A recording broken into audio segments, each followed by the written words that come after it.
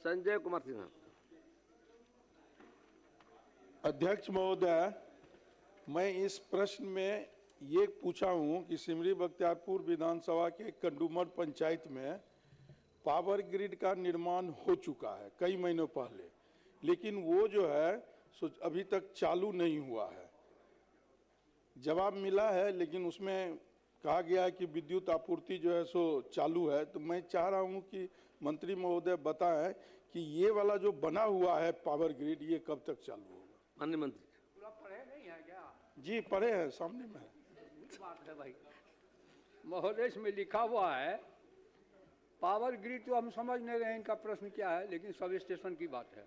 Power sub station होगा। हाँ, 33/11 KVA विद्युत शक्ति उपकेंद्र कठमुंडुम्बर में पूर्व में उद्यानित किया गया था, परंतु कोसी नदी में भीषण बाढ़ एवं कटाव के कारण 33 केवीए मुख्य लाइन पुनः क्षतिग्रस्त हो गया, जिससे पुनर्स्थापित करने के लिए 5000 नए टावर का निर्माण प्रस्तावित है। संबंधित क्षेत्र में 2 अन्य 11 केवीए स्रोत से विद्युत आपूर्ति सुचारू रूप से की जा रही है, उसको भी जल्दी हम लोग करवा देंगे। श्री विजय कुमार खेमका। अध्यक्ष महोदय, उत्तर आया महोदय, पूरक है मेरा अध्यक्ष महोदय। अध्यक्ष महोदय, माननीय मुख्यमंत्री जी के नेतृत्व में हमारे यहाँ मेडिकल कॉलेज, पूरक पूछ रहा हूँ अध्यक्ष महोदय, मेडिकल कॉलेज खुला है और स्वास्थ्य के क्षेत्र में माननीय स्वास्थ्य मंत्री जी के नेतृत्व में अच्छा काम हो रहा है। लेकिन महोदय, जो नेत्रहीन दिव्यांग हैं वो देश के प्रधानमंत्री नरेंद्र भाई मोदी और बिहार के मुख्यमंत्री नीतीश कुमार जी के नेतृत्व में विकसित भारत और विकसित बिहार देखना चाहते हैं, आत्मनिर्भर बिहार को देखना चाहते हैं। इसलिए करके महोदय मेरा पूरक है कि हमारे मेडिकल कॉलेज में स्वास्थ्य मंत्री जी ने जो कर्णांकित स्थल है उस पर निर्माण कार्य पूरा हो गया है, लेकिन ये जो कॉर्निया है, जिसे कि हमारे यहाँ दर्जनों नेत्रदानी जो हैं, बगल के जो हॉस्पिटल हैं, डॉक्टर हैं, उनके द्वारा लिफ्ट करवा करके और उसको पटना भेजा जाता है। और दधीची देह दान समिति पूरे बिहार में, जो हमारे पूर्व मंत्री आदरणीय दिवंगत सुशील मोदी जी उसको बढ़ाने का काम किए, हमारे क्षेत्र में दर्जनों नेत्रदानी ने कॉर्निया देने का काम किया है, लेकिन उनका कॉर्निया सुरक्षित नहीं रखने के कारण काफी दिक्कत हो रही है। इसलिए मैं पूरक में पूछना चाहूँगा स्वास्थ्य मंत्री जी से, जो आपने कहा है कि उपकरण और उपलब्धता दोनों प्रक्रियाधीन है, तो ये इसका टेंडर कब तक हो जाएगा? और दूसरा पूरक, इसका निबंधन एक समय सीमा बता दें कब तक हो जाएगा, ताकि कॉर्निया सुरक्षित हो सके और नेत्रदानी को जो है नेत्र का लाभ मिल सके। माननीय मंत्री। 3 माह में महोदय। श्री बाबूलाल सौर।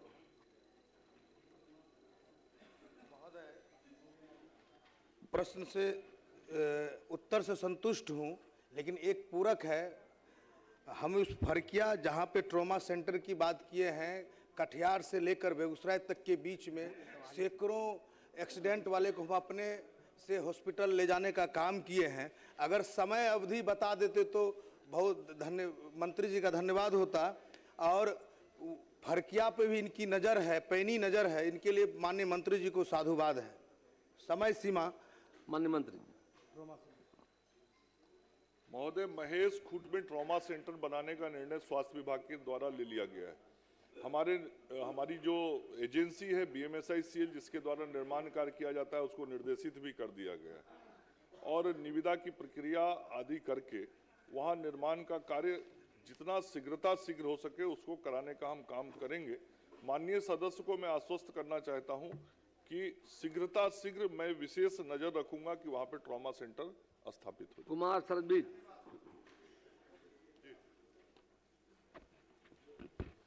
महोदय, उत्तर प्राप्त है महोदय। हम माननीय मंत्री जी से सिर्फ आग्रह कर रहे हैं, क्योंकि आप गुस्सा जाते हैं जल्दी तो बोलने में भी नहीं बनता है। हम सिर्फ आग्रह कर रहे हैं कि झारखंड से सटा हुआ ये पूरा इलाका है, गया से, दिल्ली से गया भाया कलकत्ता रेलवे ट्रैक बनी हुई है। लाइन के इस तरफ 19 पंचायत में 12 पंचायत लाइन के उस तरफ है और बाकी इस तरफ है। बिजली विभाग, एसी, जितने लोग हैं सर, सब परेशान हैं कि सर हम लोगों को बहुत परेशानी हो रही है, आप डिपार्टमेंट से एक जो है सब स्टेशन मांगिए। और विभाग के आग्रह पे मैंने प्रश्न लाया था कि यह समस्या का समाधान हो जाएगा। अगर संभव है तो गांवों में अच्छी विद्युतीकरण के लिए अगर एक सब स्टेशन अगर बनाया जा सकता है तो बना दिया जाए महोदय, हम यही आग्रह करता हूं। बिजली आपूर्ति को लेकर है ना माननीय मंत्री, मान लिए श्रीमती गायत्री देवी। पूछती हूँ। माननीय मंत्री। महोदय, वस्तु स्थिति यह है कि सदर अस्पताल सीतामढ़ी में पदस्थापित स्त्री रोग विशेषज्ञ के द्वारा गर्भवती महिलाओं एवं जिस मरीज का अल्ट्रासाउंड कराना आवश्यक लगता है वैसे मरीज को अल्ट्रासाउंड की सुविधा उपलब्ध कराई जा रही है। सदर अस्पताल सीतामढ़ी में रेडियोलॉजिस्ट के 5 पद स्वीकृत हैं। उपलब्धता के आधार पर रेडियोलॉजिस्ट का पदस्थापन कर चरणबद्ध रूप से राज्य के चिकित्सा संस्थानों में सभी मरीजों के लिए अल्ट्रासाउंड की व्यवस्था की जाएगी। महोदय, इसमें केवल माननीय सदस्य को एक जानकारी देना चाहता हूं कि दिनांक 3/10/2025 को एक रेडियोलॉजिस्ट का पदस्थापन सीतामढ़ी में किया गया, परंतु संबंधित चिकित्सक द्वारा अभी तक योगदान नहीं किया गया है। तो ये एक कठिनाई है और विभाग प्रयासरत है कि हम वहां पे रेडियोलॉजिस्ट की पदस्थापना शीघ्र कर दें। श्री रामविलास कामत। अध्यक्ष बताया तो करवा देंगे। पूरक मेरा माननीय मंत्री जी को मैं धन्यवाद देती हूं कि आपके नेतृत्व में चिकित्सा की सुविधा बड़े पैमाने पर बढ़ी है, परंतु मेरा प्रश्न है कि सीतामढ़ी सदर अस्पताल में सिर्फ गर्भवती महिला का अल्ट्रासाउंड होता है पर अन्य मरीजों के नहीं होता है, अर्थात अन्य मरीजों के लिए कब तक अल्ट्रासाउंड कराने की व्यवस्था का विचार माननीय मंत्री जी रखते हैं? मैंने जवाब में बताया महोदय कि जहां विशेष जरूरत होती है वहां अल्ट्रासाउंड उपलब्ध चिकित्सक के द्वारा किया जा रहा है, लेकिन और वहां रेडियोलॉजिस्ट की जरूरत है और इसीलिए विभाग ने 3/10/2025 को वहां एक रेडियोलॉजिस्ट का पदस्थापना किया था जिन्होंने योगदान नहीं दिया है, तो दूसरे रेडियोलॉजिस्ट की पदस्थापना वहां किया जाए, इस संदर्भ में विभाग देख रहा है। श्री रामविलास कामत। अध्यक्ष महोदय, पूछता हूं। महोदय, जवाब प्राप्त है और जवाब में बताया गया है कि स्वास्थ्य उपकेंद्र 5 कमरे में संचालित है महोदय, लेकिन वह जो कमरा है बहुत पुराना भवन है, जर्जर है और वहाँ से जो जवाब आया है उसमें उसको बेहतर बताया गया है। हम चाहते हैं कि माननीय मंत्री जी एक बार उसको दिखवा लें। वह जर्जर भवन है, जर्जर भवन में चल रहा है यह स्वास्थ्य उपकेंद्र। दूसरा है अध्यक्ष महोदय, बेहतर चिकित्सा सुविधा के लिए हमने वहाँ पर डॉक्टर के पदस्थापन के लिए आग्रह किए हैं, तो उसमें बताया जा रहा है कि वो एएनएम के सहारे चल रहा है और बहुत बड़ा इलाका स्वास्थ्य से वंचित रह जाता है। प्राथमिक स्वास्थ्य केंद्र में उसको प्रोन्नति करके वहाँ डॉक्टर की पदस्थापन किया जाए महोदय, यही मेरा मांग है। माननीय मंत्री। महोदय, मैंने जवाब के क्रम में यहाँ तस्वीर लाया है उस अस्पताल का महोदय। ये तस्वीर स्पष्ट करता है कि उस भवन की स्थिति क्या है। मैं माननीय सदस्य को भी उस भवन का, उस अस्पताल का तस्वीर दिखा देता हूँ। और मैंने जो विभाग ने कहा है कि ये भवन काम करने योग्य है, ये स्पष्ट तस्वीर से ही होता है। जहाँ तक चिकित्सक की नियुक्ति का विषय है, तो मैं माननीय सदस्य को ये जानकारी देना चाहूँगा कि स्वास्थ्य उपकेंद्र में चिकित्सकों के नियुक्ति का कोई प्रावधान नहीं है। वहाँ पे सीएचओ और एएनएम के माध्यम से ही स्वास्थ्य सुविधाएं दिए जाने का प्रावधान है। श्री हरिनारायण सिंह। अध्यक्ष महोदय, उत्तर प्राप्त है। माननीय मंत्री जी से मैं अनुरोध करता हूं कि भूमि भी उपलब्ध है और जांच के लिए समर्थता को लिखा गया है, और मैं समझता हूं कि जल्द ही जांच आ जाएगा, तो क्या अगले वित्तीय वर्ष में स्वास्थ्य उपकेंद्र का निर्माण करवा देंगे? माननीय मंत्री श्री सचिंद्र प्रसाद सिंह। माननीय अध्यक्ष महोदय, उत्तर तो प्राप्त है, लेकिन इस उत्तर में सरकार ने ये कहा है कि वर्तमान में भुवन छपरा पंचायत के मानसी छपरा मोलनापुर स्कूल के पास तथा अन्य कुछ स्थानों पर बांस बल्ला के सहारे विद्युत आपूर्ति हो रही है। तो स्कूल के पास भी बांस बल्ला पर विद्युत की आपूर्ति हो रही है और एक बार आग लग जाने से वहाँ बड़ी परेशानी हो गई थी और उसमें भी सरकार कह रही है कि मई महीने तक इसको कराने का लक्ष्य है। तो हम ये आपके माध्यम से कहना चाहेंगे माननीय मंत्री जी से कि स्कूल सेंसिटिव जगह है, काफ़ी बच्चे वहाँ पढ़ते हैं, इसको अतिशीघ्र करवा दें, कृपा करें इसको करवाने का आपके माध्यम से मैं। माननीय मंत्री बता दीजिए, खड़े हो। ठीक, बहुत बहुत धन्यवाद सर। कुमारी। माननीय अध्यक्ष महोदय, माननीय मुख्यमंत्री जी और माननीय मंत्री जी को बहुत बहुत धन्यवाद। काम चालू हो गया है, बहुत बहुत धन्यवाद पुनः। श्रीमती शालिनी मिश्रा। माननीय अध्यक्ष महोदय, उत्तर ऊर्जा विभाग से मिला है कि स्वास्थ्य विभाग, मैंने क्वेश्चन किया था कि हमारे क्षेत्र में केसरिया में बथना, संग्रामपुर में पकड़ी सहित 6 स्वास्थ्य केंद्र और एक अतिरिक्त स्वास्थ्य केंद्र में अभी तक हैंडओवर होने के बाद बिजली कनेक्शन भी नहीं दिया गया है। तो ऊर्जा विभाग से उत्तर आया है कि स्वास्थ्य विभाग ने बिजली कनेक्शन अप्लाई नहीं किया है। क्योंकि माननीय स्वास्थ्य मंत्री जी भी यहाँ पे हैं, तो मैं आग्रह करना चाहती हूँ और पूछना चाहती हूँ कि क्या ये नियमावली में नहीं है कि जब हैंडओवर करते हैं तो बिजली कनेक्शन, पानी कनेक्शन होना चाहिए?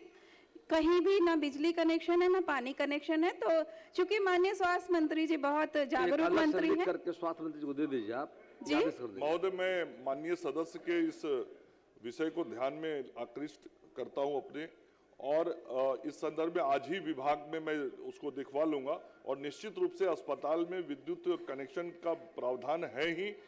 किसी कारण से क्या दिक्कत है, उस दिक्कत को दूर करा के वहां तुरंत विद्युत कनेक्शन करवाता हूँ। श्रीमती बहुत बहुत धन्यवाद। श्रीमती देवंती यादव। उत्तर मिला है ना? उत्तर मिला है महोदय। पूरा पूछ लीजिए। वहाँ बिजली विद्युत पदाधिकारियों की बैठने की जगह नहीं है। हमने पूछा है कि कब तक आप व्यवस्था करवा देंगे। माननीय मंत्री ऊर्जा, कब तक करवा लीजिए, बता दीजिए। ठीक है, उसको दिखवा लेंगे। ठीक। श्री राजेश कुमार बबलू गुप्ता। उत्तर प्राप्त हुआ है महोदय। इसमें दिया गया है कि भवन का BMSICL से निविदा प्रक्रियाधीन है, जबकि मेरे संज्ञान में ऐसा नहीं है कि निविदा पिपरपाती के लिए, पिपरपाती उप स्वास्थ्य केंद्र के लिए कोई ऐसा निविदा हुआ है। या तो निविदा के प्रोसेस में ये है, ये मैं जानना चाहूंगा कि निविदा के प्रोसेस में है या इसका निविदा हो चुका हुआ है। दूसरा एक पूरक साथ साथ पूछ लेता हूं कि इसमें दिया गया है कि यहाँ एक चिकित्सक है और एक क्या लिखा, ANM भी उपस्थित की पदस्थापना है महोदय। यहाँ कोई ANM और कोई चिकित्सक समय पर नहीं जाता है। हम चाहेंगे कि MBBS डॉक्टर की पदस्थापना यहाँ की जाए। माननीय मंत्री स्वास्थ्य। महोदय, मैंने अपने जवाब में स्पष्ट किया है कि BMSICL के स्तर पर निविदा प्रक्रियाधीन है। मैं माननीय सदस्य को स्पष्ट करना चाहता हूं कि आपको शायद जानकारी ना हो, लेकिन BMSICL के द्वारा इसकी निविदा प्रकाशित कर दी गई है। उस भवन की भी तस्वीर हमने मंगाई है।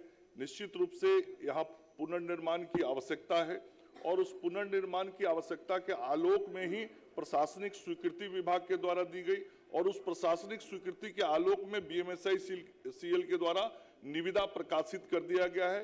निविदा प्रक्रियाधीन है। निविदा जब पूर्ण हो जाएगी तो निर्माण की प्रक्रिया शुरू हो जाएगी। मैं मंत्री जी को बहुत बहुत धन्यवाद देता हूँ। इंद्रजीत प्रसाद गुप्ता। माननीय अध्यक्ष महोदय, मेरा प्रश्न मेरे विधानसभा क्षेत्र सहरसा नगर निगम के घरों के ऊपर से गुजरते हुए नंगे तारों के संबंध में था। उत्तर प्राप्त हुआ है विभाग से, इसमें लिखा गया है कि कुछ एक घरों पे है। अभी हाल ही में वहाँ एक घटना घटी थी, मुझे बुलाया गया था और मैंने गया था 26 और 33 वार्ड नंबर पे। 80% की बात मैं कर रहा हूँ, कुछ एक घर की बात नहीं कर रहा। वहाँ पे सारे घरों पे ऐसे छूने से नंगे तार जा रहे हैं, उसमें रबर पाइप लगा दिया गया हुजूर। इसमें जो जवाब आया, कहा गया कि तकनीकी और फिजिबिलिटी रिपोर्ट के आधार पे इसे करना संभव नहीं। 11,000 किलो वोल्ट एम्पियर का तार है, और ये तकनीकी और फिजिबिलिटी क्या होता है? ये घर है, ये रास्ता है, तो घरों के ऊपर से हटा के रास्ते से हम गुजार सकते हैं, दैट इज टेक्निकल। और फिजिबिलिटी मतलब होता है कि पैसा नहीं है। अरे भाई, हम विकास कर रहे हैं, माननीय मुख्यमंत्री जी ने घर घर बिजली पहुंचाई है, लेकिन विकास और विनाश साथ साथ नहीं चल सकते। हम विकास इसलिए करते हैं, विनाश को कम कर सकते हैं। मेरा ये है कि क्या ये तकनीकी रिपोर्ट अवेलेबल है? ये कैसे संभव नहीं है? मैं चाहता हूं कि अगर ये तकनीकी रिपोर्ट अवेलेबल है तो क्या माननीय मंत्री जी एक टीम बना के, it is not the problem of Saharsa only, ये हर जगह पूरे बिहार की समस्या, एक तकनीकी टीम बना के सर मैं आग्रह करूंगा कि दोबारा इनको दिखाएं और उसको टीम में हमको भी शामिल करें। ये अगर आप नहीं हटाएंगे सर मैक्सिमम घरों पे, मैं चाहता हूं तकनीकी टीम बने और दोबारा देखा जाए, इसको हटाया जाए हुजूर, ये संभव है। माननीय मंत्री कब तक तो हुजूर आप कमेटी बनाएं, कब तक बनाएंगे और कब तक हटेगा, ये मेरा पूरा सवाल है महोदय। हर जगह है, बता दीजिए माननीय मंत्री।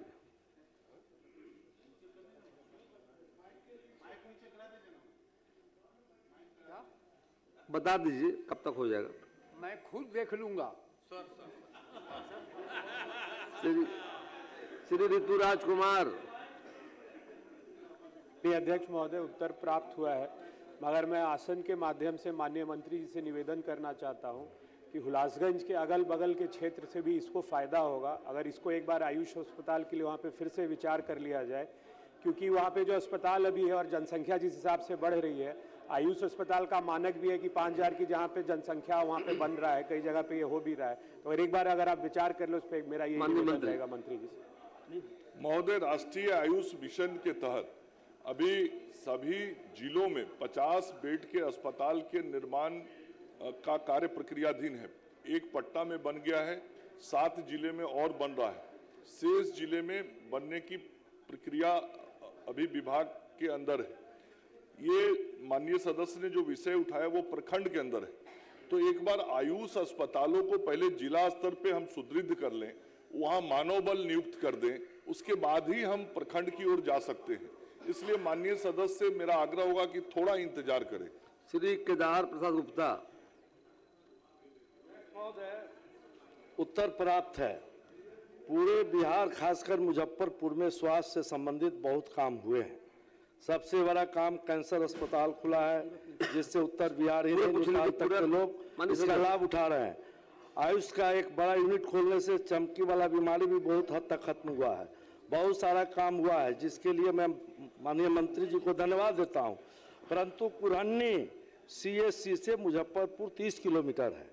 कुरनी प्रखंड बिहार का 39 पंचायत का सबसे बड़ा प्रखंड है, जिसकी आबादी लगभग 5 लाख से ज़्यादा है, जो एक CSC से पूरा उपचार संभव नहीं है। CSC में ब्लड यूनिट, सिजेरियन ऑपरेशन और भी ज़रूरत की कई यूनिट नहीं रहने के कारण वहाँ नागरिकों को बहुत सारा इलाज कराने में दिक्कत होती है।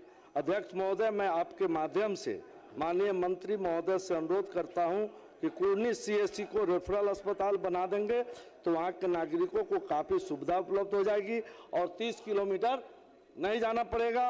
और मनियारी को अतिरिक्त स्वास्थ्य केंद्र बना देंगे, अतिरिक्त स्वास्थ्य केंद्र को CSC बना देंगे तो पूर्वी इलाका के 14-15 पंचायत के लोगों को काफ़ी सहूलियत हो जाएगी। मैं इसके लिए मंत्री जी से अनुरोध करूंगा कि बड़ी कृपा होगी, कुरनी पर इनका बड़ी कृपा भी रहती है मुजफ्फरपुर में। अध्यक्ष महोदय, स्वास्थ्य विभाग अंतर्गत स्वास्थ्य सेवा देने के लिए जो प्रावधान है, उसके तहत सभी प्रखंडों में एक 30 बेड का अस्पताल बनाने का निर्णय माननीय मुख्यमंत्री जी के स्तर पे हुआ और उसका नाम सामुदायिक स्वास्थ्य केंद्र दिया गया है। आज से 10 वर्ष पूर्व जब अस्पताल 30 बेड के बनते थे तो उसका नाम रेफरल अस्पताल होता था और रेफरल अस्पताल हो या सीएचसी हो, दोनों में प्रावधान बिल्कुल एक जैसा है। 30 सैया होगा, मानव बल समान होगा और प्रखंड स्तर पे या तो सीएचसी होगा या रेफरल अस्पताल होगा, दोनों का प्रावधान नहीं है। इसलिए माननीय सदस्य को मैं यह बताना चाहता हूं, उनकी चिंता वाजिब है, चूंकि उनका जो प्रखंड है वह बिहार के सबसे बड़े प्रखंडों में से एक है, 39 पंचायत का प्रखंड है, इसलिए उनकी चिंता जायज है। लेकिन स्वास्थ्य विभाग का जो प्रावधान है उस प्रावधान के आलोक में एक प्रखंड में हम सीएचसी भी और रेफरल अस्पताल भी दोनों सुविधा नहीं दे सकते हैं। अन्य अतिरिक्त प्राथमिक स्वास्थ्य केंद्र के बारे में जो माननीय सदस्य ने कहा है, मैं वहां आयुष्मान भारत के योजना के तहत कैसे उस संस्थान का और उन्नयन कर सकता हूं उसको मैं करवा देता हूं। श्री राधाचरण शाह। अध्यक्ष महोदय, सीएचसी में ब्लड यूनिट और सिजेरियन नहीं हो रहा, कम से कम उसका तो उपलब्ध करा दें। जरूर सरकार दिखवा और मनियारी अतिरिक्त स्वास्थ्य केंद्र को सीएचसी में उसको माननीय मंत्री दिखवा लेंगे। श्री राधाचरण शाह। उत्तर प्राप्त है, लेकिन मैं आपके माध्यम से माननीय मंत्री महोदय से सिर्फ इतना जानना चाहता हूं कि अतिरिक्त प्राथमिक स्वास्थ्य केंद्र चांदी की चारदीवारी का निर्माण तथा चिकित्सक एवं अन्य कर्मियों का पदस्थापन कब तक कर दिया जाएगा महोदय? माननीय मंत्री। महोदय, मैंने जवाब में लिखा है कि राज्य के सभी स्वास्थ्य केंद्रों एवं अस्पतालों में चरणबद्ध तरीके से चारदीवारी का निर्माण कार्य कराया जाना है, जो हो रहा है।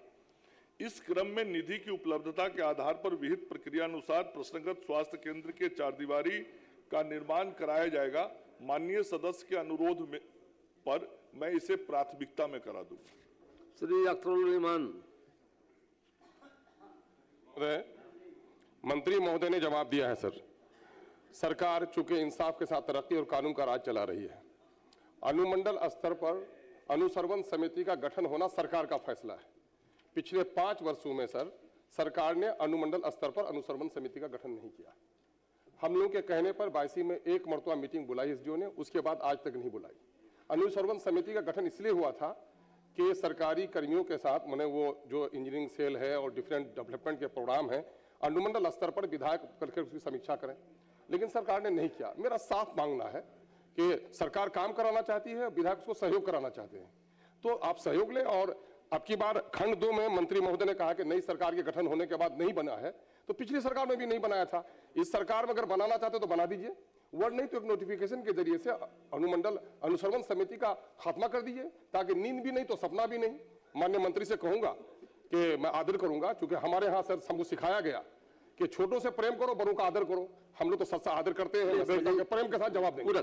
माननीय मंत्री महोदय, पिछले 5 साल में इन्होंने प्रश्न क्यों नहीं किया? सर मैंने किया है सर, मैंने किया है सर। अब सुनिए, इतना तेज एमएलए, हम इनको व्यक्तिगत तौर से भी जानते हैं, इतने तेज एमएलए का जब ये इफिशिएंसी है, इसको क्या दुर्भाग्य है इस राज्य का। चलिए अब आगे मैं चैलेंज कर रहा हूं सर, सरकार बनने बिहार विधानसभा सत्र प्लीज सुनिए, सुन लीजिए माननीय मंत्री जी। नई विधानसभा नई सरकार के गठन के बाद प्रक्रिया को किया जाएगा, गठन होगा तो रेगुलर उसकी बैठक होगी, प्रयास करेंगे हम। मान्य एक बात सर, मेरे पास सर 14 जुलाई 2023 का मेरा प्रश्न है सर। छोड़िए ना। और नहीं, आपने कहा जो क्यों नहीं किया था, तो मैं आपके आदेश का पालन किया हूं सर। मैं आपको याद नहीं है सर? माननीय मंत्री ने कहा है कि जल्दी गठित कर दी जाए कमेटी।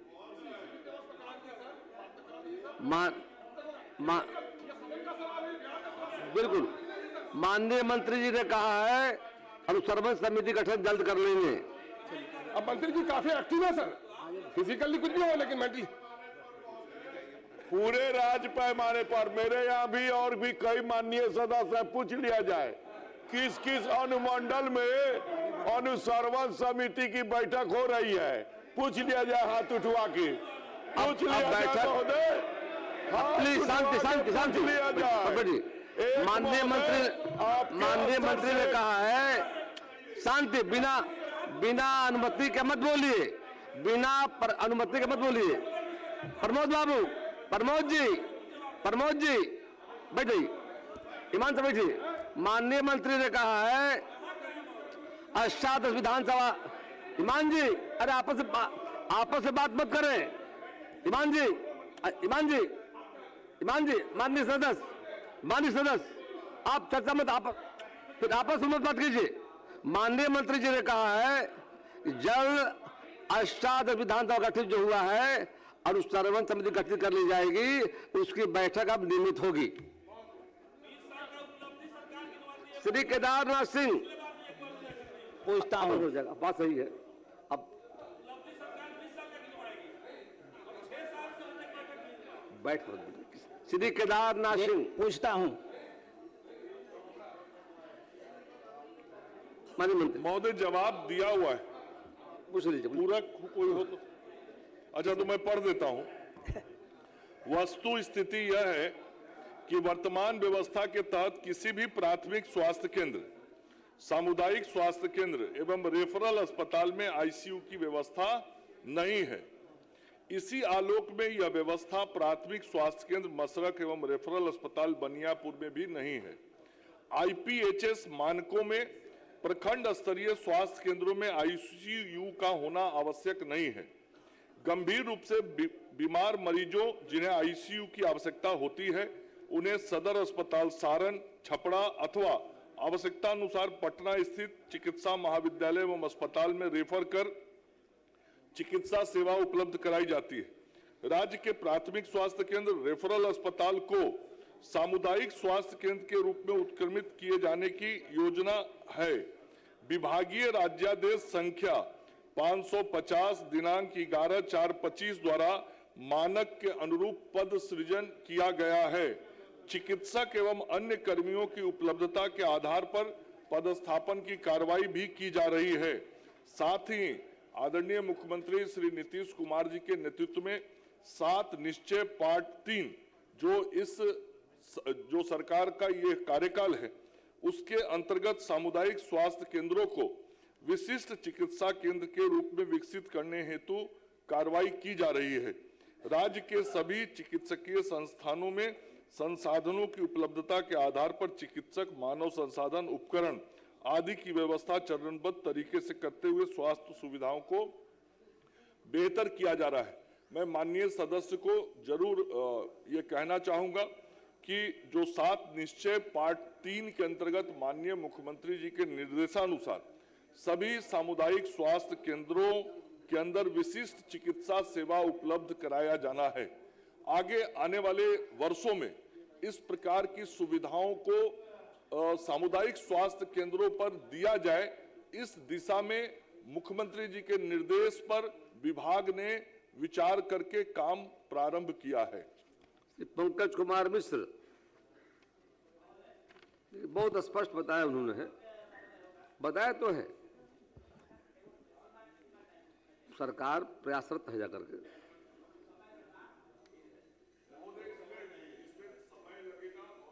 इसकी समय सीमा नहीं बताई जा सकती, क्योंकि ये प्रावधान सभी 534 प्रखंडों के लिए होना है। श्री कृष्णनंदन पासवान, सर अभी हमारा बचा ही हुआ है।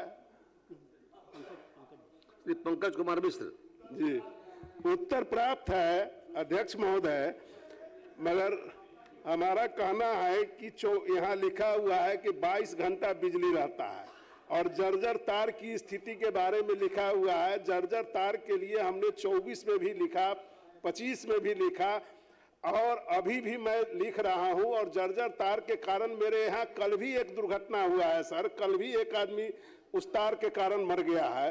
और वहाँ की स्थिति इतनी खराब है कि पूरे क्षेत्र में जर्जर तार से पूरा मेरा क्षेत्र जो है सो जर्जर स्थिति में है। इसलिए मैं आग्रह करना चाहता हूं माननीय मंत्री जी से कि तार जो हमारा जर्जर स्थिति में है उसको बदलवाने की कृपा की जाए। माननीय मंत्री ऊर्जा विभाग। महोदय, माननीय सदस्य का प्रश्न जो है सुन लीजिए। क्या यह बात सही है सीतामढ़ी जिला के रूनी सैदपुर प्रखंड के अंतर्गत बेलेसन फीडर का और कहते हैं कि पूरे क्षेत्र में जो है जर्जर तार है। अब तो भाई दोनों में क्या कहा जाए। और उत्तर है मई 26 तक इसको करवा दिया जाएगा। श्री कृष्णनंदन पासवान। अध्यक्ष महोदय, उत्तर प्राप्त है।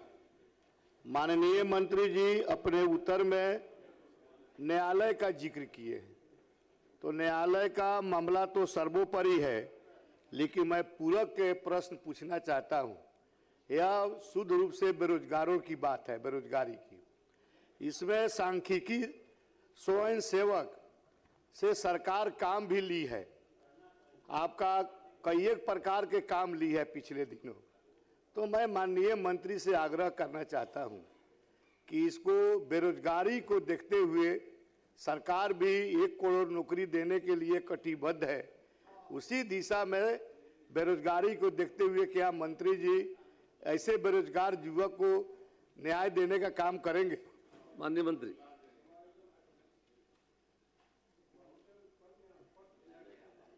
माननीय सदस्य जो कह रहे हैं उसका समुचित विचार करने की जरूरत है। अगर होगी तो हम इसको देखेंगे, लेकिन उत्तर समुचित दे दिया गया। धन्यवाद सर। पूछ लीजिए।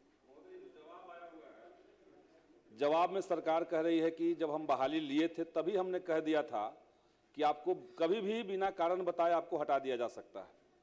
2012-13 में महोदय ये बहाली हुई थी।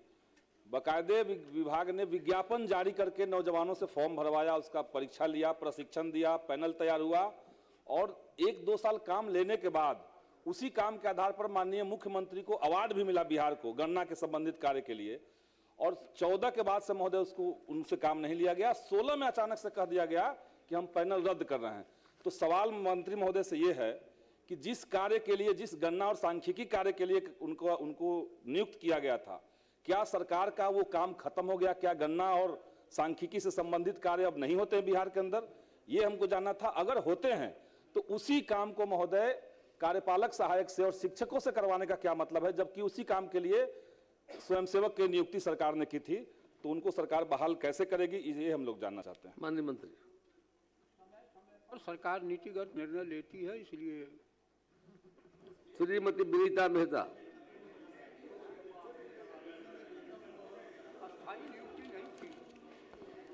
उत्तर प्राप्त है महोदय।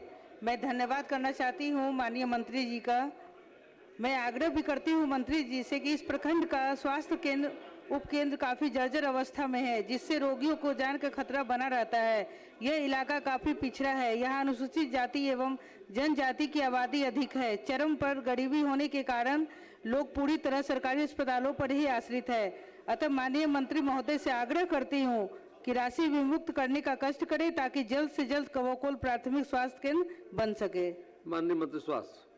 नहीं महोदय, उसकी प्रशासनिक स्वीकृति दे दी गई है, राशि भी उसके लिए उपलब्ध है, टेंडर भी हो गया है। अब जिसको वर्क अवार्ड हुआ है उससे इकरारनामा की प्रक्रिया है, वो प्रक्रिया पूर्ण होने के बाद कार्य शुरू हो जाएगा। मैंने जवाब में लिखा है महोदय, और मैं माननीय सदस्य को आश्वस्त करता हूं कि इसको मैं स्वयं भी दिखवा। श्री विजय सिंह। श्री विजय सिंह। श्री नागेंद्र चंद्रवंशी।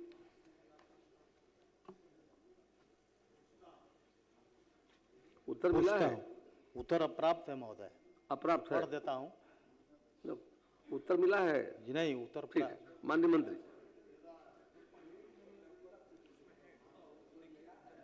मिला कैसे नहीं है महोदय? नागेंद्र चंद्रवंशी जी का ना, नागेंद्र चंद्रवंशी जी का ना। जी जी। वस्तुस्थिति है कि 2 से 11 नोखा विधानसभा के प्रखंड नोखा नासरीगंज के उपभोक्ताओं को विद्युत आपूर्ति 33/11 केवीए विद्युत शक्ति उपकेंद्र नोखा, जबरा, अगरेरा, विक्रमगंज, नासरीगंज, राजपुर, कछवा से सुचारू रूप से की जा रही है।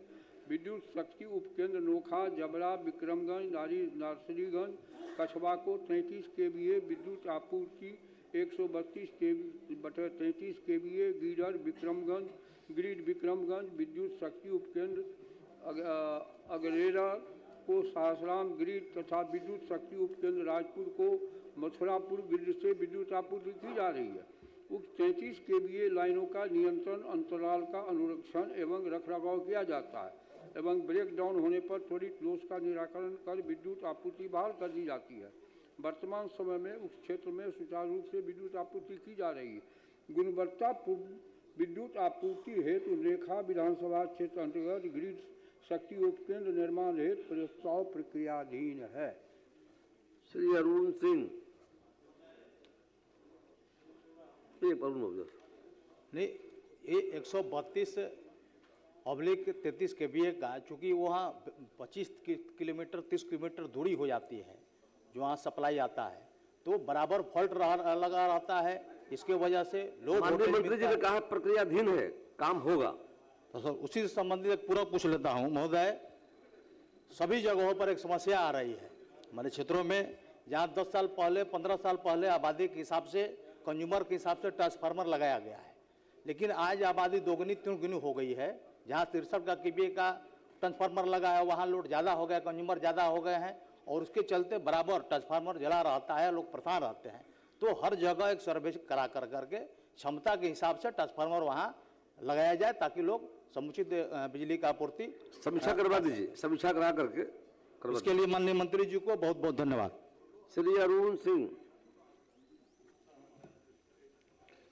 उत्तर तो आया है और सरकार ने जवाब भी दिया है, और प्रश्न था कि पुल हटाने के संबंध में सरकार ने कही है कि मार्च तक हटा देंगे, तो हम चाहेंगे कि मार्च तक हो जाए। इससे बढ़िया क्या बात होगी। श्री कलाधर प्रसाद मंडल। माननीय अध्यक्ष महोदय, मैं माननीय मंत्री जी के उत्तर से संतुष्ट हूं, लेकिन एक चीज मैं ज्ञात कराना चाहता हूं कि जहां पर यह स्वास्थ्य केंद्र है वह सर्वोदय आश्रम के भवन में चलता है और उसके बगल में ही बिहार सरकार की भूमि पर्याप्त है, उसमें जल्द से कार्रवाई करके बनवाने की कृपा कीजिए। माननीय मंत्री महोदय, जिला पदाधिकारी को लिखा गया है, उनका प्रतिवेदन प्राप्त होते ही अग्रेतर कार्रवाई की जाएगी। श्री विनय कुमार सिंह। माननीय अध्यक्ष महोदय, माननीय मंत्री जी ने उत्तर दिया है और यह बात स्वीकार किया है कि 500 पोलों का तार की चोरी अज्ञात व्यक्तियों द्वारा किया गया है। चोरी की इन घटनाओं को थाना में प्राथमिकी दर्ज कराई गई है। तो हुजूर, यही मेरा सवाल था कि 500 पोल की चोरी हो गई, दिघवाड़ा प्रखंड के सभी पंचायत उससे प्रभावित है, 10 पंचायत का प्रखंड है हुजूर, और सभी पंचायत प्रभावित हो गया है, किसान को सिंचाई में परेशानी हो रही है।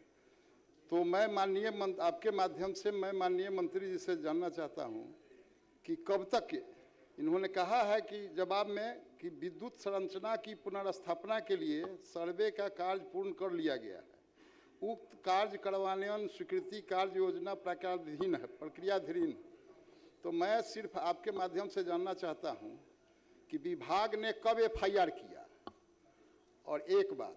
दूसरी बात कि कब तक, क्या इस वित्तीय वर्ष या अगले 26-27 वित्तीय वर्ष में यह काम को प्राथमिकता के आधार पर कराने का कष्ट करेंगे? निश्चित रूप से इस वित्तीय वर्ष में इसको करा दिया जाएगा।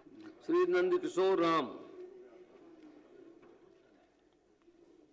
माननीय अध्यक्ष महोदय, क्या मंत्री पर्यटन विभाग यह बताने की कृपा करेंगे कि क्या यह बात सही है कि पश्चिम चंपारण जिला अंतर्गत रामनगर प्रखंड के गोवर्धना वन क्षेत्र में स्थित सोमेश्वर धाम पर्यटन स्थल है? क्या यह बात सही है? आप पूरा पूछ लीजिए, पूरा पूछ लीजिए। प्रश्न तो आया हुआ आपका है, उत्तर मिला ना आपको? जी ना, उत्तर नहीं मिला है। ठीक है, माननीय मंत्री बैठ जाइए। माननीय मंत्री पर्यटन। चूंकि ये प्रश्न पर्यावरण वन एवं जलवायु परिवर्तन विभाग से संबंधित था, इसलिए उसको संबंधित विभाग में हस्तांतरित कर दिया गया है। ठीक, अगले बार आ जाएगा। श्री मुरारी मोहन झा।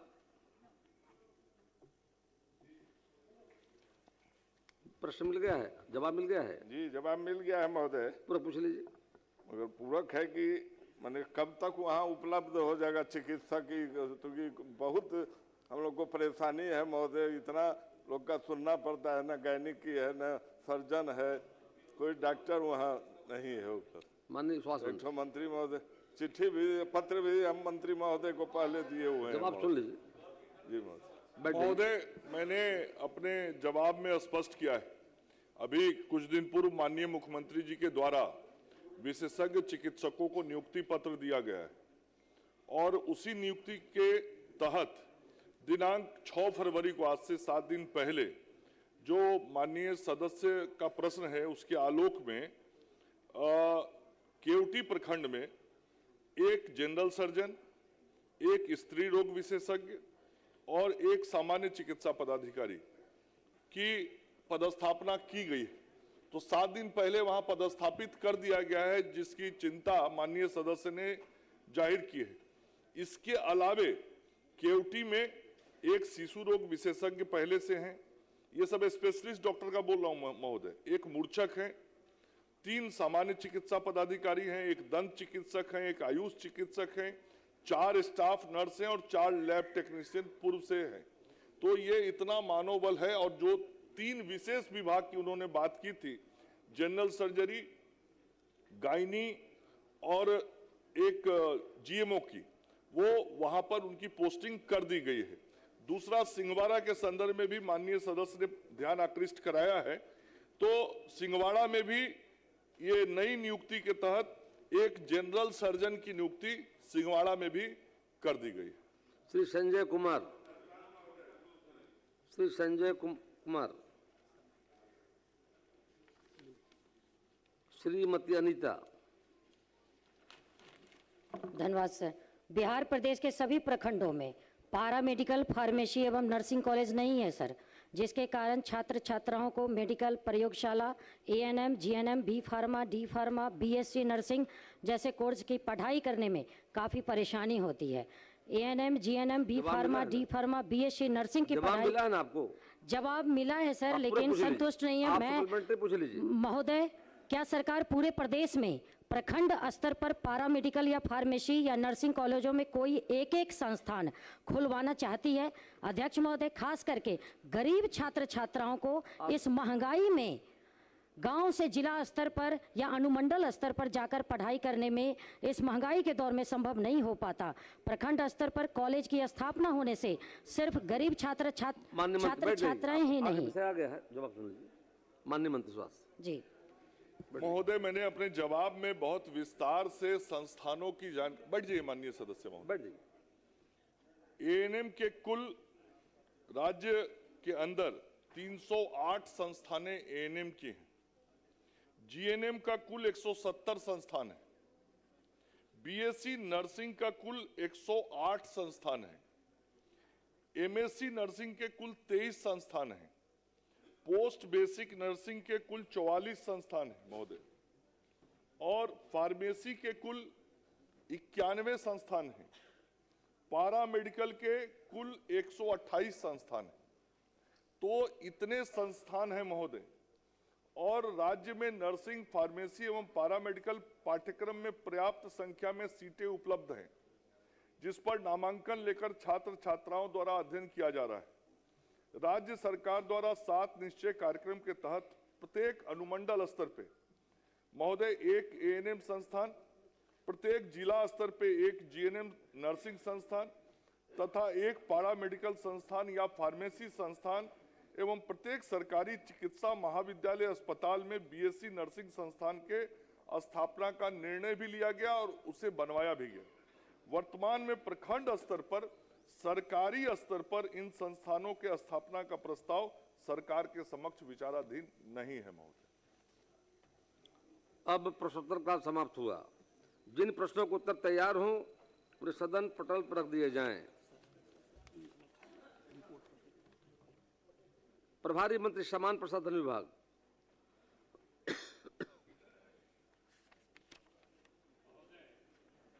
मैं बिहार सरकारी सेवक वर्गीकरण, नियंत्रण एवं अपील संशोधन नियमावली 2025, बिहार सरकारी सेवक की परिवीक्षा अवधि नियमावली 2024, बिहार सरकारी सेवक की परिवीक्षा अवधि संशोधन नियमावली 2025 एवं बिहार प्रशासनिक सेवा भर्ती एवं सेवा शर्तें नियमावली 2025 की एक एक प्रति सदन पटल पर रखता हूं। प्रभारी मंत्री ऊर्जा विभाग। महोदय,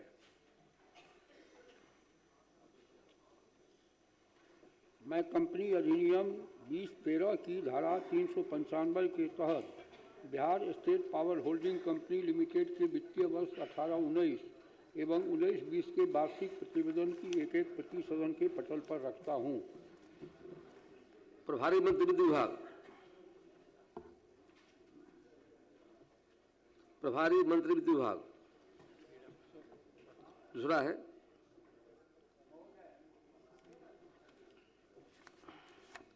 बिहार राज्य कर्मचारी सेवा शर्त नियमावली 25 की हिंदी एवं अंग्रेजी की एक एक प्रति सदन के पटल पर रखता हूं।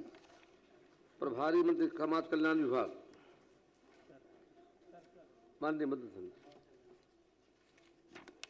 महोदय, मैं बाल अधिकार संरक्षण आयोग अधिनियम 2005 की धारा 23(2) एवं बिहार बाल अधिकार संरक्षण आयोग नियमावली 2010 के नियम 21(3) के तहत बाल अधिकार संरक्षण आयोग का वर्ष 2024-25 के वार्षिक प्रतिवेदन की एक प्रति सदन पटल पर रखता हूं। अब कार्यस्थगन प्रस्ताव सूचना ली जाएगी। माननीय सदस्यगण, आज दिनांक 13 फरवरी 2026 के लिए निम्न माननीय सदस्यों से कार्यस्थगन प्रस्ताव सूचना प्राप्त हुई है। श्री कुमार सरबीत साबिस है, श्री अरुण सिंह साबिस है, श्री अमृत कुमार साबिस है, संदीप सौरभ साबिस है, श्रीमती गायत्री देवी साबिस है एवं श्री अजय कुमार साबिस है। आज दिनांक 13 फरवरी 2026 सदन वित्तीय वर्ष 26-27 के आय व्यय में सम्मिलित अनुदानों के मांगों पर वाद विवाद मतदान निर्धारित है। अतः बिहार विधानसभा की प्रक्रिया तथा कार्य संचालन नियमावली के नियम 172/3 एवं नियम 47/2 के तहत नियमानुकूल नहीं रहने के कारण कार्य स्थगन प्रस्ताव सूचना को अमान किया जाता है। पढ़ लीजिए। ये इतना इम्पोर्टेंट है महोदय, बिहार राज्य में सामाजिक न्याय की जड़ों को मजबूत करने हेतु वर्ष 2023 में जाति आधारित जनगणना कराई गई थी, जिसके आधार पर आरक्षण की सीमा बढ़ाकर 65% किया गया था। स्वर्णों के 10% EWS आरक्षण को जोड़कर कुल सीमा 75% पहुंचा दी गई थी, किंतु केंद्र सरकार के द्वारा इसे भारतीय संविधान की 9वीं अनुसूची में शामिल करने में विलंब और उदासीनता के कारण राज्य के पिछड़े एवं वंचित वर्गों को इसके पूर्ण लाभ नहीं मिल पा रहा है महोदय। तमिलनाडु राज्य में 69% आरक्षण पिछले 35 वर्षों से 9वीं अनुसूची के संरक्षण के कारण सुरक्षित और प्रभावी है, जिससे स्पष्ट है कि यदि इच्छा शक्ति हो तो आरक्षण की सीमा को बढ़ाया जा सकता है। बिहार की वर्तमान सामाजिक और शैक्षणिक स्थिति को देखते हुए यह अत्यंत आवश्यक है कि आरक्षण की सीमा को अब 65% से बढ़ाकर 85% किया जाए। अतः दिनांक 13/2/2026 के सारे पूर्व निर्धारित कार्यक्रमों को स्थगित कर सरकार अविलंब 85% आरक्षण का नया विधेयक सदन में लाए और इसे दोनों सदनों से पारित कराकर भारत सरकार के माध्यम से संविधान की 9वीं अनुसूची में शामिल कराने हेतु जैसी अति लोक महत्व विषय पर विमर्श हो। अब शून्यकाल लिए जाएंगे। श्री शुभानंद मुकेश। अध्यक्ष महोदय, भागलपुर जिला अंतर्गत अनुमंडल अस्पताल कहलगांव में आपातकालीन स्थिति में मरीजों को समय पर रक्त उपलब्ध नहीं हो पाने से गंभीर परेशानी होती है। दुर्घटना, प्रसव एवं अन्य आपात मामलों में जान का जोखिम बढ़ जाता है। अतः यहां पर ब्लड बैंक की स्थापना करने हेतु मैं सरकार से मांग करता हूं। श्री विष्णुदेव पासवान। अध्यक्ष महोदय, सीवान जिला अंतर्गत दरौली विधानसभा के दरौली प्रखंड पंचायत दोन बाजार में सड़क के दोनों किनारों पर नाला नहीं होने से सालों भर जल जमाव बना रहता है। निकासी के अभाव में जनता, दुकानदारों और राहगीरों को भारी कठिनाइयों का सामना करना पड़ता है। उक्त दोन बाजार में नाला निर्माण कराने हेतु सरकार से मैं मांग करता हूं। श्री रोमित कुमार। माननीय अध्यक्ष महोदय, गरीबों के प्रेरणा स्रोत पर्वतपुर दशरथ मांझी जी, जिनकी अथक मेहनत और संकल्प ने पहाड़ काट के रास्ता बनाया, एवं बिहार के प्रथम मुख्यमंत्री श्री कृष्ण बाबू के बिहार कल्याण में अद्वितीय योगदान को देखते हुए बिहार सरकार से मांग करता हूं कि केंद्र को प्रस्ताव भेजकर दोनों महान विभूतियों को भारत रत्न से सम्मानित किया जाए। धन्यवाद। श्रीमती संगीता देवी। माननीय अध्यक्ष महोदय, मैं सरकार का ध्यान बलरामपुर विधानसभा अंतर्गत बारसोई प्रखंड में स्थित पीएचसी अस्पताल की दयनीय स्थिति की ओर ध्यान आकृष्ट करना चाहती हूं। वर्तमान में यह अस्पताल एक छोटे से कार्यालय में संचालित हो रहा है, जहां समुचित चिकित्सकीय सुविधाएं उपलब्ध नहीं है। अस्पताल में कार्यरत चिकित्सकों द्वारा अपेक्षित सेवाएं नहीं दिए जाने के कारण मरीजों को समय पर एवं उचित उपचार प्राप्त नहीं हो पा रहा है, जिससे क्षेत्र की आम जनता को गंभीर कठिनाइयों का सामना करना पड़ रहा है। अतः मैं सरकार से भूमि चिन्हित कर सीएचसी भवन बनाने की मांग करती हूँ। धन्यवाद। श्रीमती विनीता मेहता।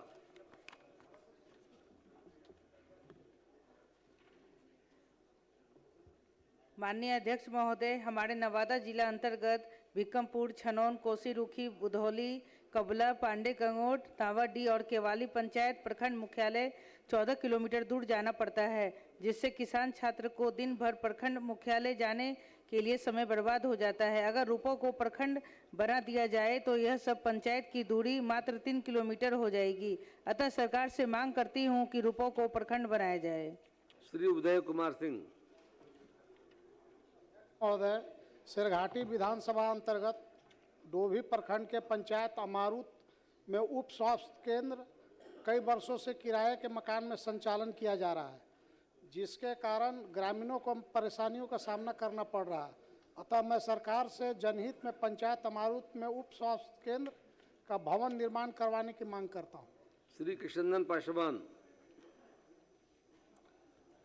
अध्यक्ष महोदय, पूर्वी चंपारण जिला अंतर्गत हरसिद्धि प्रखंड स्थित उच्च माध्यमिक विद्यालय 10+2 मोठ लोहियार में करीब 500 छात्र छात्राओं की संख्या है। विद्यालय के कक्षा कक्षा भवन नहीं होने के कारण छात्र छात्राओं को खुले स्थान अथवा अस्थायी व्यवस्था में पढ़ाई करनी पड़ती है।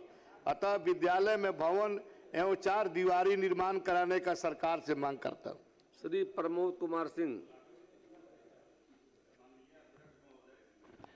औरंगाबाद जिला अंतर्गत मदनपुर प्रखंड के आजन एवं देवजरा में थानों का उद्घाटन होने के बाद भी वहां पर थाना अध्यक्ष और पुलिस बल की नियुक्ति नहीं होने से थाना अस्तित्व में नहीं है।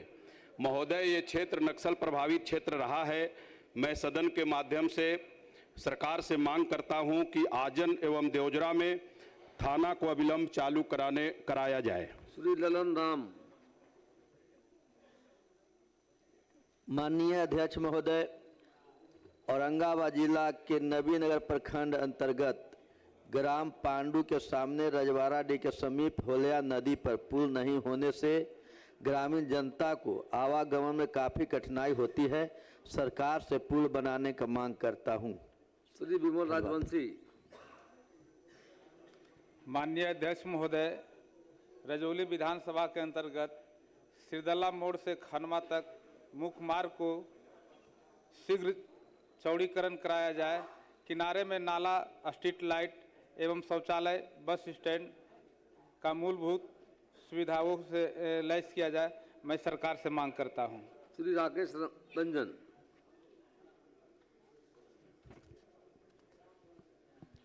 अध्यक्ष महोदय, भोजपुर जिला के शाहपुर विधानसभा क्षेत्र अंतर्गत बिहिया प्रखंड में कोई भी सरकारी डिग्री कॉलेज नहीं है, जिसे छात्र छात्राओं को उच्च शिक्षा हेतु घर से काफी लंबी दूरी तय करनी पड़ती है। अतः बिहिया प्रखंड में डिग्री कॉलेज स्थापित करने हेतु सरकार से मांग करता हूं। श्री इंद्रदेव सिंह। अध्यक्ष महोदय, सिवान जिला अंतर्गत पचरुखी में पूर्व से चीनी मिल चल रहा था, जो अभी बंद पड़ा हुआ है। अतः पचरुखी चीनी मिल को पुनः चालू कराने की मांग करता हूं। धन्यवाद। श्रीमती कविता देवी। माननीय अध्यक्ष महोदय, कोढ़ा विधानसभा क्षेत्र के फलका प्रखंड अंतर्गत हथवाड़ा में बरंडी नदी के कटाव से प्रतिवर्ष लगभग 100 एकड़ उपजाऊ भूमि नष्ट हो रही है। कोलवा बालू टोल एवं 2 आदिवासी बस्तियों का लगभग 50% हिस्सा कटाव के चपेट में आ चुका है। अतः कटाव रोकने हेतु अस्थायी सुरक्षा कार्य की मांग करती हूँ। श्रीमती निशा सिंह।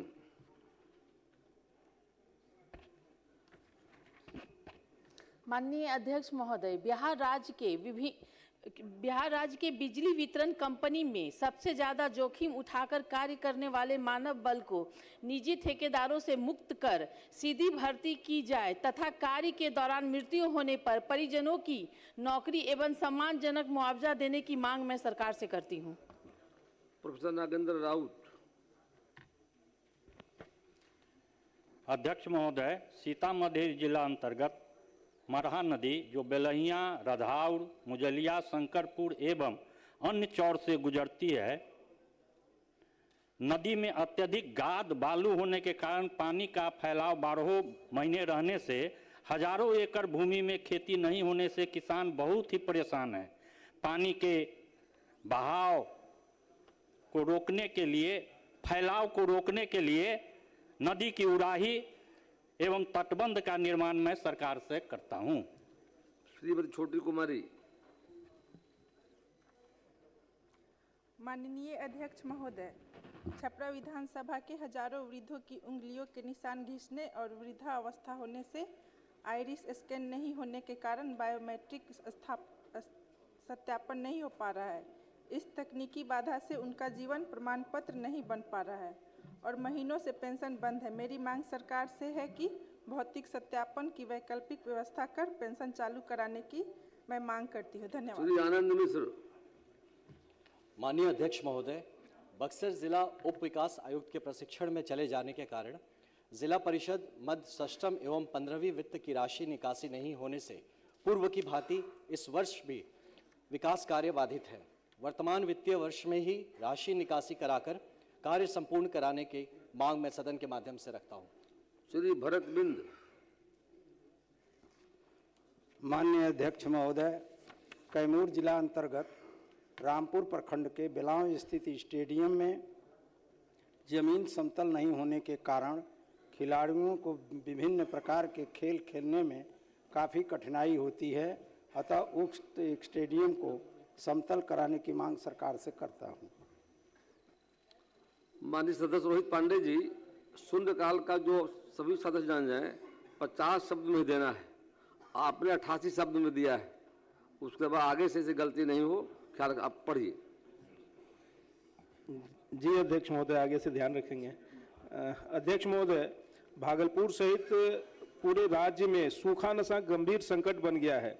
किशोर एवं युवा इसमें ब्राउन शुगर एवं नशीली गोलियों एवं कफ सिरप की चपेट में आ रहे हैं, जिससे उनका भविष्य एवं सामाजिक वातावरण प्रभावित हो रहा है।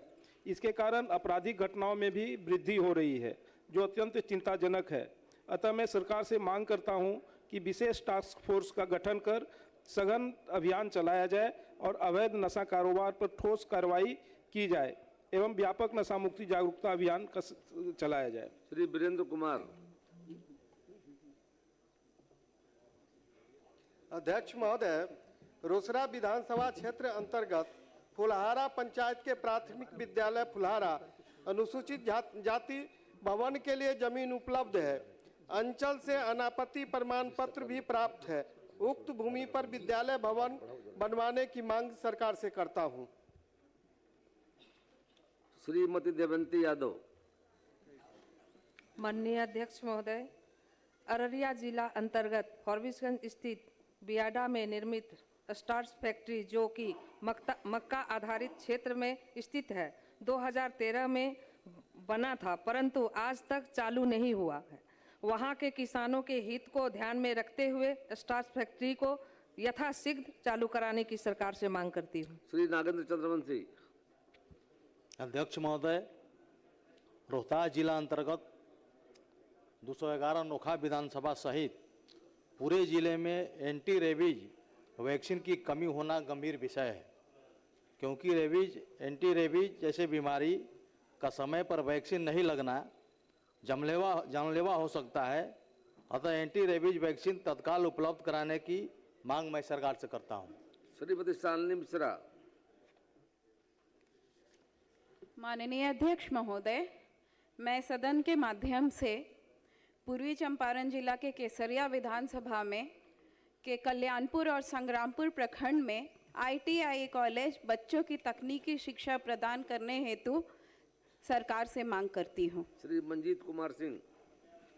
अध्यक्ष महोदय, मैं सदन के माध्यम से गोपालगंज जिला के बरौली थाना अंतर्गत ग्राम बलहा निवासी 2 बच्चे विकास कुमार 13 वर्ष एवं रिहान अली 12 वर्ष दिनांक 6/2/26 के सुबह से लापता हैं, जिसका बरौली थाना केस नंबर 44/26 दर्ज है, को शीघ्र अतिशीघ्र बरामदगी की मांग सरकार से करता हूं। मोहम्मद मुर्शीद आलम। माननीय अध्यक्ष महोदय, पूर्णिया प्रमंडल में छात्र छात्राओं को बीएड की डिग्री प्राप्त करने हेतु कोई भी सरकारी बीएड कॉलेज नहीं है, जिससे उक्त प्रमंडल के गरीब छात्र छात्राएं उक्त डिग्री प्राप्त करने से वंचित है। प्राइवेट कॉलेज में बच्चों का 1,60,000 रुपया देना पड़ता है। अतः सरकारी बीएड कॉलेज अररिया में खोलने की मांग करता हूं। श्री कलाधर प्रसाद मंडल।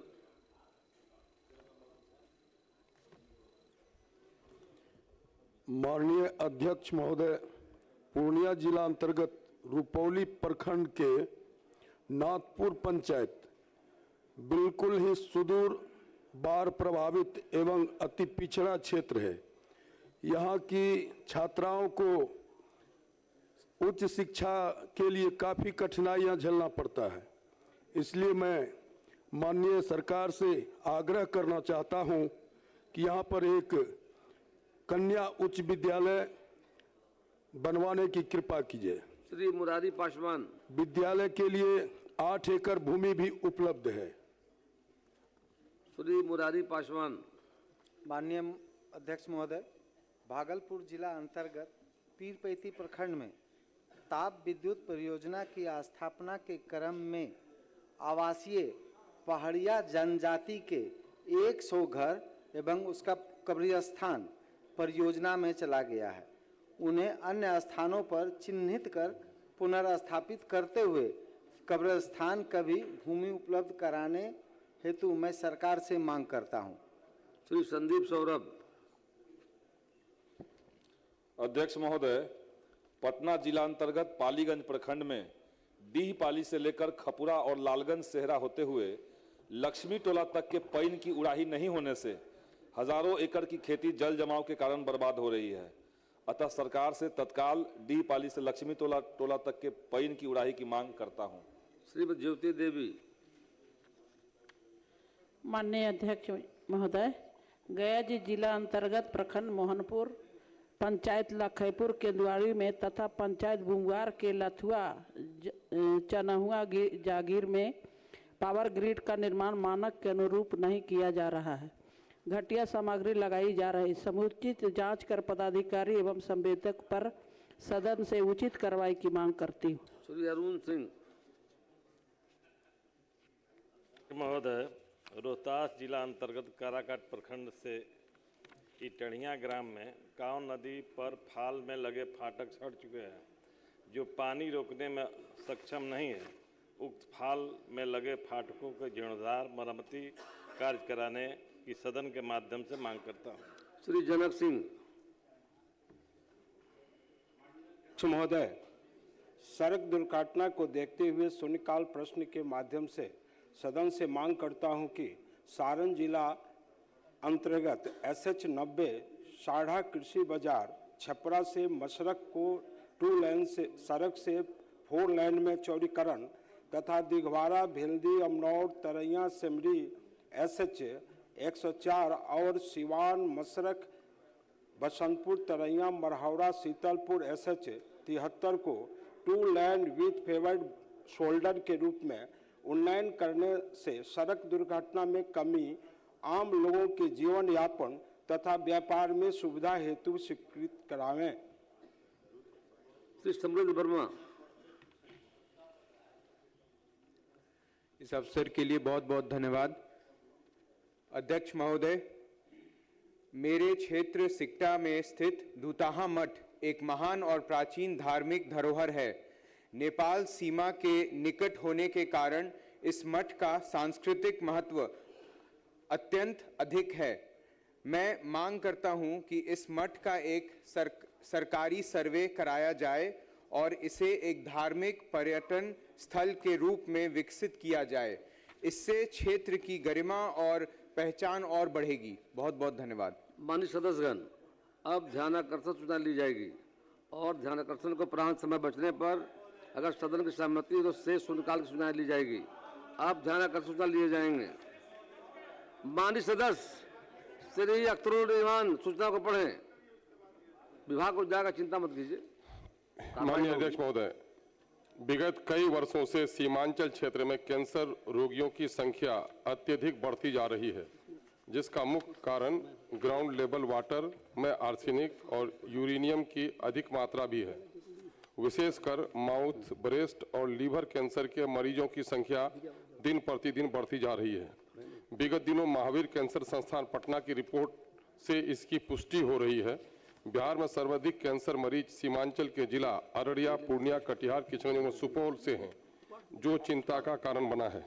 अतः सीमांचल में कैंसर अस्पताल स्थापित करने तथा बढ़ती हुई कैंसर रोगियों के संबंध में विशेष शोध कराने, आर्सेनिक अगर यूरेनियम जैसी घातक धातु से करोड़ों की जनसंख्या को बचाने एवं के लिए इसे क्षेत्र या आपदा मानकर पीड़ितों को सरकारी स्तर से मुफ्त इलाज कराने हेतु सदन के माध्यम से सरकार का ध्यान आकृष्ट करता हूं। माननीय मंत्री, वस्तु स्थिति यह है कि राज्य में कैंसर मरीजों के समुचित इलाज हेतु सरकार द्वारा चिकित्सकीय व्यवस्था को निरंतर सुदृढ़ किया जा रहा है। इसी क्रम में स्वास्थ्य विभाग बिहार सरकार की अधिसूचना संख्या 687 दिनांक 23/5/2025 के द्वारा बिहार कैंसर केयर एवं रिसर्च सोसाइटी का गठन किया गया है, जिसका उद्देश्य राज्य में कैंसर रोग की रोकथाम, समुचित इलाज, दीर्घकालिक प्रबंधन एवं कैंसर चिकित्सा व्यवस्था को सुदृढ़ करना है। साथ ही महावीर कैंसर संस्थान एवं अनुसंधान केंद्र पटना द्वारा यूरेनियम संबंधी शोध भी किए गए हैं। राज्य में कैंसर रोग के स्क्रीनिंग एवं कीमोथेरेपी की सुविधाएं आम जनमानस को सुलभ कराने के उद्देश्य से वर्ष 2022 में होमी भाभा कैंसर अस्पताल एवं अनुसंधान केंद्र मुजफ्फरपुर एवं राज्य स्वास्थ्य समिति बिहार के मध्य द्विपक्षीय एकरारनामा हस्ताक्षरित किया गया, जिसके तहत तीनों प्रकार के सामान्य कैंसर, मुंह, स्तन एवं गर्भाशय की स्क्रीनिंग, प्रारंभिक जांच एवं उसके बचाव हेतु आम जनमानस में जागरूकता उत्पन्न करने का कार्य किया जा रहा है। आर्सेनिक एवं यूरेनियम संबंधी शोध कार्य को बढ़ावा देने हेतु IGIMS पटना स्थित state cancer institute, AIIMS Patna, HBCH and RC Muzaffarpur एवं Mahavir cancer hospital and research institute के साथ समन्वय करते हुए एक कोर ग्रुप का गठन किया गया है। सरकार द्वारा सीमांचल क्षेत्र के सभी जिलों अररिया, पूर्णिया, कटिहार, किशनगंज, सुपौल में cancer screening, day care cancer centre, palliative care, biopsy तथा कीमोथेरेपी की सुविधाएं उपलब्ध कराई जा रही हैं। इन सभी जिलों में कोल्पोस्कोपी मशीन भी कैंसर जांच के लिए लगाई गई है। इन केंद्रों के माध्यम से जरूरतमंद मरीजों को निःशुल्क परामर्श, जांच तथा कैंसर की दवाइयां उपलब्ध कराई जा रही हैं।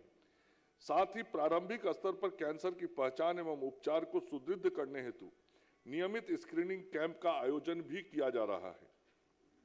अक्टूबर 2022 से जनवरी 2026 तक की अवधि में इस क्षेत्र के विभिन्न जिलों में की गई प्रारंभिक जांच, स्क्रीनिंग तथा डे केयर संबंधित विवरण निम्नवत है।